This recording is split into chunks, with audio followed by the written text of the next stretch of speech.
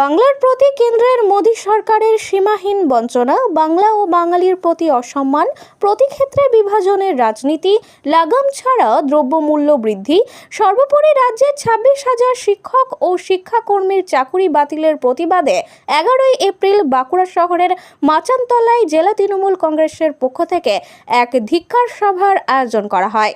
এদিন বাঁকুড়া হিন্দু স্কুল ময়দান থেকে এক বিরাট প্রতিবাদ মিছিল শুরু হয়। এই মিছিলে বাঁকুড়া জেলা তৃণমূল কংগ্রেসের সমস্ত গণসংগঠন সামিল হয়েছিল। মাচানতলার প্রতিবাদ মঞ্চে জেলার বিভিন্ন সংগঠনের নেতৃত্ব, রাজ্যের মন্ত্রী জ্যোৎস্না মান্ডি, বিধায়ক মৃত্যুঞ্জয় মুর্মু, ফাল্গুনী সিংহ বাবু, সভাধিপতি অনুসুয়া রায় সহ বহু নেতানেত্রী উপস্থিত ছিলেন। মন্ত্রী জ্যোৎস্না মান্ডি এবং সাংসদ অরূপ চক্রবর্তী মঞ্চে বক্তব্য রাখেন। বাঁকুড়া থেকে সুনীল দাসের report, RLM news.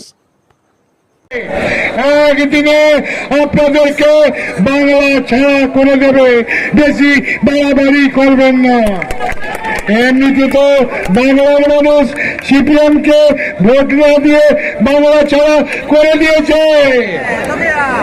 Trinamool Congress শান্ত, হিংসা রাজনীতি করে না। মমতা বন্দ্যোপাধ্যায় আমাদের শিক্ষকদের বলেছেন, আপনারা নার্ভাস হবেন না, আপনাদের চাকরির থেকে বহিষ্কারের নোটিশ দেওয়া হয়নি, আপনারা এখনো চাকরিতে আছেন। পশ্চিমবঙ্গ সরকারের মুখ্যমন্ত্রী হিসাবে মমতা বন্দ্যোপাধ্যায় 26,000 শিক্ষকের দায়িত্ব নিয়েছেন। তিনি তাদের পরিবারের পাশে থাকবেন, তাদের পাশেও থাকবেন। আমি শুনছি কোন জায়গায় হেডমাস্টাররা এই শিক্ষকদের স্কুলে জয়েন করতে দিচ্ছেন না। কোন স্কুলের হেডমাস্টার, তার নাম নথিভুক্ত করেন, আমাদের কাছে নাম পাঠান। আপনাদের চাকরি করার অধিকার আছে। চাকরি থেকে আপনাদের বরখাস্তের নোটিশ দেওয়া হয়নি, আপনারা স্কুলে যাবেন। সিপিএম বিজেপির কোথায় আপনারা নাচবেন না।